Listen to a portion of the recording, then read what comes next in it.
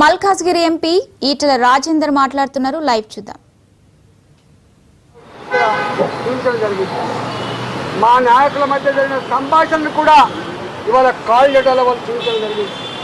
2023లో గజ్వేల్లో పోటీ చేసినప్పుడు కానీ మళ్ళీ హుజరాబాద్లో పోటీ చేసినప్పుడు కానీ ఇదే దుర్మార్గమైనటువంటి పద్ధతి కొనసాగింది. మేము మునుగోడులో బై ఎలక్షన్స్ వచ్చినాడు ప్రతి క్షణం మేము ఎక్కడ పడుకున్నాం, ఎక్కడ తింటున్నాం, ఎవరితో మాట్లాడుతున్నాం, ఏం చెప్తున్నాం, ఇవన్నీ కూడా అంటే కేవలం దమ్ము లేనివాడు, ధైర్యం లేనివాడు, డైరెక్ట్గా యుద్ధం చేసేటువంటి సత్తా లేనివాడు ఇట్లాంటి దుర్మార్గాలు కొనిపెడతాడు. ఇవాళ నేను డిమాండ్ చేస్తున్నా ఈ ప్రభుత్వానికి. ఇప్పటికే సంవత్సరం గడిచిపోయింది. మీరు అనేక కమిషన్లు వేసిండ్రు. ఇవాళ విద్యుత్ కొనుగోళ్ల మీద కమిషన్ వేసిండ్రు, ఏమైందో తెలియదు. ఇవాళ ఫోన్ ట్యాప్ మీద కమిషన్ వేసిండ్రు, సంవత్సరం అవుతుంది, ఏం చేస్తారో తెలియదు. ఇవాళ కాళేశ్వరం మీద కమిటీ వేసిండ్రు, ఇంతవరకు రిపోర్ట్ రాలే. నాకు అనిపిస్తోంది ప్రభుత్వానికి నిజాయితీ ఉందా లేదా. ఇవాళ బీఆర్ఎస్ బీజేపీ ఒకటని చెప్పి మాట్లాడేటువంటి రేవంత్ రెడ్డి గారు సమాధానం చెప్పవలసింది. ఇవాళ మీరు కనుక బీఆర్ఎస్ కాంగ్రెస్ పార్టీ కనుక లోపాయికారి ఒప్పందం లేకపోతే, లాలుచి పడకపోతే ఎందుకు తూతూ మంత్రంగా, ఎందుకు నత్త నడకన ఈ ఎంక్వైరీ జరుగుతూ ఉన్నాయి, ఎందుకు ఎంక్వైరీ రిపోర్ట్స్ బయట పెడతలేరు, ఎందుకు బాధ్యత మీద చర్య చేపడతలేరు, సమాధానం చెప్పాల్సిన బాధ్యత ఈ రాష్ట్ర ముఖ్యమంత్రి గారు ఉందని చెప్పి తెలుసుకోవాలి.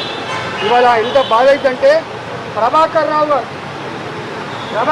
గారు డైరెక్ట్గా ఐపీఎస్ ఆఫీసర్ కాదు, ప్రభాకర్ రావు గారు ప్రమోట్గా ఐఏఎస్ కన్ఫర్డ్ అయ్యి ఇవాళ కేసీఆర్ తన సుత్తరికమా, తనకు చెప్తే పని నమ్మకంగా చేసేవాడా అంటే ఆఫీసర్లు చట్టానికి లోబడి పనిచేసే వాళ్ళు ఉండొద్దు, తన ఇష్టానికి లోబడి పనిచేసే వాళ్ళు ఉండాలని చెప్పి నిబంధనలకు విరుద్ధంగా ఎస్ఐబి అనేది ఒక బాధ్యతమైన సంస్థ, దానికి ప్రభాకర్ రావు గారిని మొట్టమొదటిగా నియమించింది. 2020లో అనుకుంటా ఆయన రిటైర్డ్ అయిండు. ప్రభాకర్ రావు గారు రిటైర్డ్ అయిన తర్వాత మళ్ళీ ఆయనకు ఎస్ఐబిలో కొనసాగించడం అంటే ఎంత బాధ్యతారహితమో, నిబంధనలకు ఎంత విరుద్ధమో, కేంద్ర ప్రభుత్వ మార్గదర్శకాలను ఎట్లా తుంగలు దొక్కిందో ఇంతకంటే నిదర్శనం. ఇదే ఎలిజిబిలిటీ లేని, ఒకవేళ ఆయన నిజంగానే ఎఫెక్ట్గా పనిచేసే ఆఫీసర్ అయితే, గొప్పవాడే అయితే ఓఎస్గా పెట్టుకోవచ్చు, వేరే బాధ్యతలు పెట్టుకోవచ్చు, సలహాదారుగా నియమించుకోవచ్చు, సూచనలు సలహాలు తీసుకోవచ్చు, కానీ బాధ్యతాయుతమైన పోస్టుల్లో పెట్టద్దు. కానీ రిటైర్డ్ అయినటువంటి ప్రభాకర్ రావుని ఒక ఐపీఎస్ ఐజీపీ స్థాయిలో ఉన్న ఆఫీసర్ చేయాల్సిన డ్యూటీలో అక్రమంగా నియమించిండు. ఎస్ఐబిలో అక్రమంగా నియమించడమే కాకుండా చాలా కీలకమైన రాష్ట్ర భవిష్యత్తు కానీ దేశ భవిష్యత్తు కానీ ఇంటెలిజెన్స్ డిపార్ట్మెంట్ కింద ఉంటుంది. ఈ ఇంటెలిజెన్స్ డిపార్ట్మెంట్ ఇవాళ రాష్ట్రంలో ముఖ్యమంత్రి దగ్గర ఉంటుంది. హోంమంత్రిగా ఉన్నప్పటికీ కూడా ఇవాళ లా అండ్ ఆర్డర్ ఈ ఇంటెలిజెన్స్ వ్యవస్థ మొత్తం కేసీఆర్ దగ్గరనే ఉంటుంది, ముఖ్యమంత్రి దగ్గరనే ఉంటుంది. మరి ఆ ఇంటెలిజెన్స్ కూడా ప్రభాకర్ రావు గారినే ఇల్లీగల్గా ఆయనకు ఎలిజిబిలిటీ లేకున్నా కూడా అంత కీలకమైన బాధ్యతలో 9 నెలల పాటు ఇంటెలిజెన్స్కి ఎస్ఐబికి వారు నియామకం కాబట్టి మొన్న వాళ్ళ ఇంటర్వ్యూ చూస్తూ ఉంటే ప్రణీత్ రావు గారు కావచ్చు, భుజంగరావు గారు కావచ్చు, లేదా రాధాకిషన్ రావు గారు కావచ్చు, ఇతరులు ఎవరు చెప్పినా పైన ఉన్న మా అధికారుల యొక్క ఆదేశాల మేరకే ఇవన్నీ కూడా చేసినామని చెప్తా ఉన్నారు. అంటే సమాచారాన్ని సేకరించిండ్రు, ఇవాళ సమాచారాన్ని అందించడమే కాకుండా వాళ్ళు ఆదేశిస్తే దాన్ని కాలబెట్టేటువంటి దుర్మార్గాలు కూడా ఉడగట్టమని చెప్తున్నారు. దాన్ని మొత్తం తీసుకపోయి మురికి కాలంలో వేసినాం, ఊసిలో వేసామని చెప్తా ఉన్నారు. స్వయంగా ప్రభాకర్ రావు గారు చెప్పిన మాట ఏంటంటే, నేను ఆదేశించినటువంటి వాళ్ళ ఫోన్ నంబర్లే కాకుండా ఇవాళ కింద ఉన్న వాళ్ళు ఇంతకుముందు చెప్పిన ప్రణీతిరావు గారు కావచ్చు, భుజంగరావు గారు కావచ్చు, రాధాకిషన్ రావు గారు కావచ్చు, ప్రైవేట్లో ఉన్న శ్రావణ్ కుమార్ రావు గారు కావచ్చు, వీళ్ళందరూ వేరే ఫోన్లను కూడా ట్యాప్ చేసింది. బిజినెస్ పీపుల్ ఒక ఫోన్ నంబర్లు కావచ్చు, సినిమా రంగంలో ఉన్న వాళ్ళు కావచ్చు, ఇవాళ అనేక వాళ్ళ ఈ ఫోన్ ట్యాప్ చేసి బాధ అనిపించే థర్డ్ పార్ట్ ఆఫ్ డెమోక్రసీ.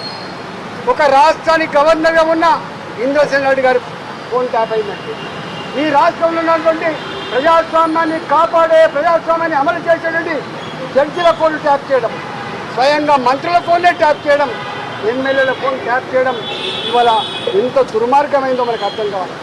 చివరికి వాళ్ళ డిపార్ట్మెంట్లలో పనిచేసేటువంటి హెచ్ఓడీల ఫోన్ కూడా ట్యాప్ చేయడం, పోలీస్ అధికారుల యొక్క ఫోన్ కూడా ట్యాప్ చేయడం, ఇది ప్రజాస్వామ్యానికి పాత్రడానికి పరాకాష్ట. ఆనాడు 1975 ఇవాళ 50 సంవత్సరాలు అవుతుంది.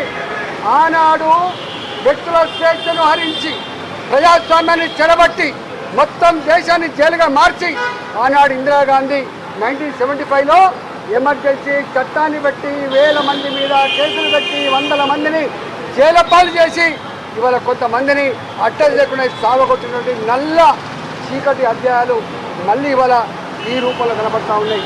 నేను ఒకటే డిమాండ్ చేస్తూ ఉన్నా, ఇవాళ 50 సంవత్సరాలు కలిసింది ఈ దేశంలో ఎమర్జెన్సీని తీసుకొచ్చి 50 సంవత్సరాలు కలిసింది. ఇవాళ మనం గవర్నర్ల ఫోన్లు, జడ్జిల ఫోన్లు, స్వయంగా మంత్రుల ఫోన్లు, ఎమ్మెల్యేల ఫోన్లు, ఇవాళ బాధ్యతాయుతమైనటువంటి సంఘంలో పేరున్న వాళ్ళ ఫోన్లు ట్యాప్ చేసి వాళ్ళ బలహీనతల మీద దెబ్బ కొట్టి ఇవాళ అనేక రకాల అక్రమాలు, దుర్మార్గాలు జరిగినట్టుగా మనకు అర్థమవుతూ ఉంది. కాబట్టి ఈ ఎంక్వైరీ అయితే ఉందో నత్తనడకలు జరగకుండా దీంట్లో ఎవరు ఆదేశాల మేరకు ప్రభాకర్ రావు గారు ఇలాంటి పని చేసిండు, ఇవాళ కింద ఉన్న అధికారులు ఎవరు ఆదేశాల మేరకు చేసిండ్రు, ఎందుకు కాలబెట్టాల్సి వచ్చింది, ఎందుకు మొత్తం ఛార్జ్ చేయాల్సి వచ్చింది, ఇవన్నిటి మీద సమగ్రమైన ఎంక్వైరీ జరగాలి. ఏ ప్రజాస్వామ్యం బతుకుండాలంటే, రాజ్యాంగం మీద ప్రజలకు విశ్వాసం కలగాలంటే, ఫండమెంటల్ రైట్స్ ఉండాలంటే తప్పకుండా ఇప్పుడు కనుక చర్య తీసుకుంటేనే ఈ దేశంలో ప్రజాస్వామ్యం వర్ధిల్లుతుంది. ఈ దేశ ప్రజాస్వామ్య వ్యవస్థ మీద ప్రజలకు ఒక విశ్వాసం ఉండేటువంటి ఆస్కారం ఉంటుంది తప్ప లేకపోతే లేదు. కాబట్టి వాళ్ళు ఎంతటి వారైనా తప్పకుండా దీని మీద విచారణ సమగ్రంగా చేయాల్సిందే, దోషులను ఐడెంటిఫై చేయాల్సిందే, చట్ట ప్రకారంగా శిక్షించవలసిందే, ప్రజాస్వామ్యాన్ని కాపాడవలసిందే, ప్రజలకు ఒక గొప్ప సందేశం పంపాల్సిన బాధ్యత ఉందని చెప్పి నేను డిమాండ్ చేస్తా ఉన్నా. లేకపోతే ఈ ప్రభుత్వం కూడా ఇవాళ వాళ్ళతో కొలుడైనట్టుగా భావించవలసి ఉంటుందని చెప్పి ఇవాటి ప్రభుత్వాన్ని కూడా నేను హెచ్చరిస్తా ఉన్నాను.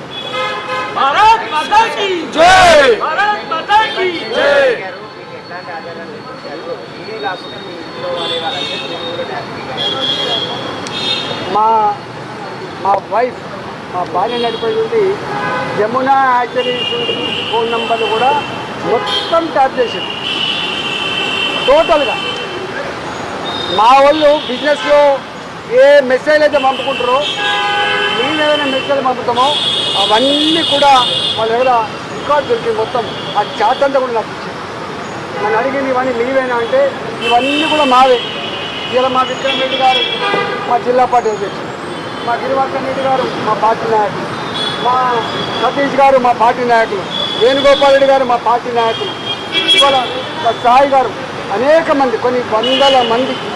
హుజరాబాద్లో 2021లో ప్రతి నిమిషం నిఘా పెట్టినట్టుగా ఇక్కడ రికార్డు ఉన్నాయి.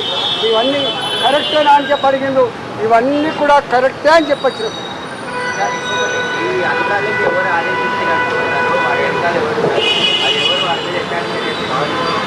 ఇవాళ నేను మళ్ళీ చెప్తున్నా, ఇది శిక్షకు ఆస్కారం లేదు. ప్రణీత్ రావు గారు కానీ,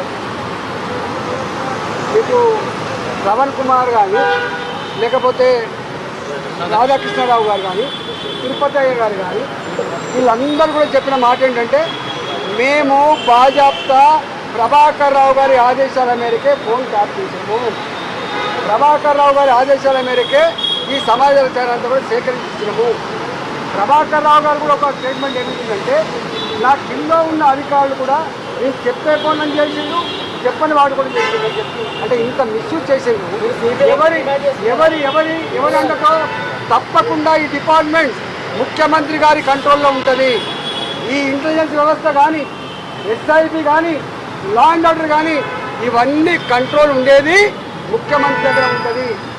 ఏ పీరియడ్లో ఇది ట్యాప్ చేయబడ్డావో, ఏ పీరియడ్లో ఈ సమాచారం సేకరించబడ్డదో అప్పుడు ముఖ్యమంత్రి గారు ఎవరుంటారో కేసీఆర్ గారు ఉంటారు. ఇవాళ ముఖ్యమంత్రి గారికి తెలవాలి. ఇవాళ ముఖ్యమంత్రి గారు కిందనే ఉంటుంది ఇంటెలిజెన్స్ వ్యవస్థ, ముఖ్యమంత్రి గారి కిందనే ఉంటుంది ఇవాళ ఎస్ఐటీ వ్యవస్థ. ఇవాళ ఈ ముఖ్యమంత్రి గారికి చెప్పాలి.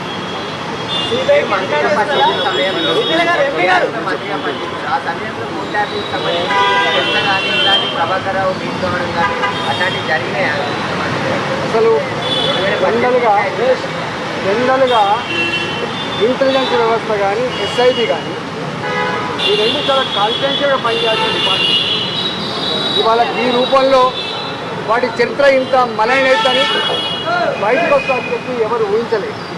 అంటే ఎంత బాధ అవుతుందంటే భార్యాభర్తలు నేను నా భార్య ఇద్దరం మాట్లాడుకునే సంభాషణ ఉంటుందంటే ఎంత నీచానికి ఒడిగట్టిండు.